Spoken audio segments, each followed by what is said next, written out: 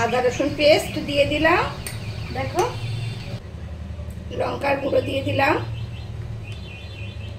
পরিমাণ মতো দেবে, যে যেমন খাও তেমন দেবে।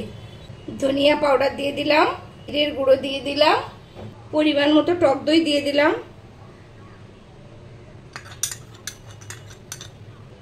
গোলমরিচের গুঁড়ো দিয়ে দিলাম, আর একটু সাদা তেল দিয়ে দিলাম। দিয়ে এটাকে ভালো করে মাখিয়ে ম্যারিনেট করে রাখবো।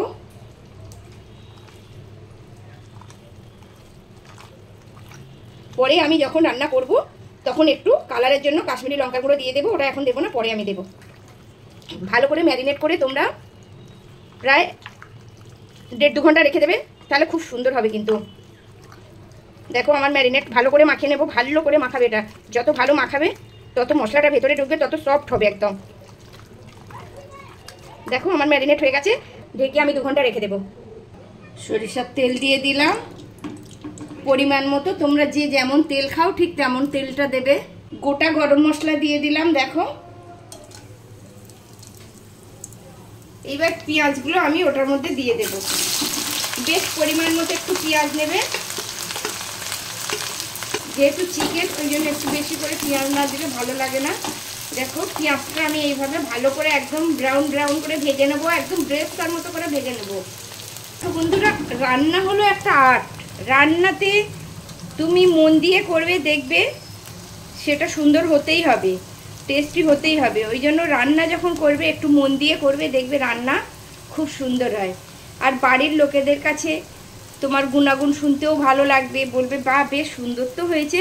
সবাই দেখবে এইভাবে তোমরা একদিন বাড়িতে করে দেখো। আমি বলছি যদি না বাড়ির লোকজন চেটে পুটে খায় তো আমায় বলো যে হ্যাঁ সত্যি কি বললো। তোমরা এইভাবে যে কোনোদিন রান্না করোনি, সে একদম সিম্পল সহজ নিয়মে তোমরা রান্না করতে পারবে। আমার পেঁয়াজটা একদম ব্রেস্তা হয়ে গেছে, একদম লাল লাল হয়ে গেছে। এবারে চিকেনগুলো দিয়ে দেবো এর মধ্যে। 2 ঘন্টা আমি রাখিনি, প্রায় 1.5 ঘন্টার মতো ম্যারিনেট করে রেখেছিলাম। দেখো আমি তখন লবণটা দিইনি, তাই লবণটা পরিমাণ মতো তোমরা লবণ দিয়ে দেবে। লবণ দিয়ে দিলাম, দিয়ে আমি ওটাকে একটু নাড়িয়ে চাড়িয়ে ভালো করে আরও এটাকে ঢেকে দেবো 5 মিনিটের জন্য।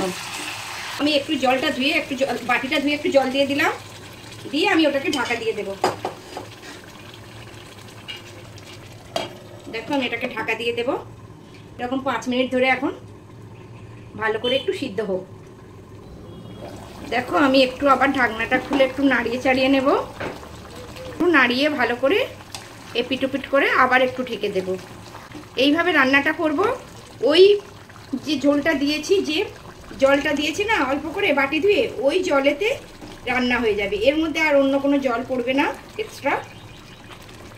এইভাবে শুধু বারবার একটু ঢাকনাটা খুলবো আর একটু নাড়িয়ে চাড়িয়ে দেবো, ব্যাস এইভাবেই রান্নাটা হবে। আবার ঢেকে দেব, আবার ঢেকে দেবো, আরও 5 মিনিট ঢেকে দেবো। এইভাবে রান্নাটা করবে, ঢেকে দেবে মাঝে মাঝে, আর মাঝে মাঝে একটু নাড়িয়ে দেবে।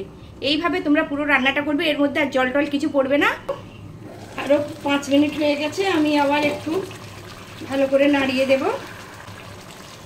আমি কাশ্মীরি লঙ্কার গুঁড়ো দেবো ভেবেছিলাম, কাশ্মীরি লঙ্কার গুঁড়ো, কিন্তু দেবো না। দেখো কালার অনেক সুন্দর এসে গেছে, এতে আর লঙ্কা লাগবে না,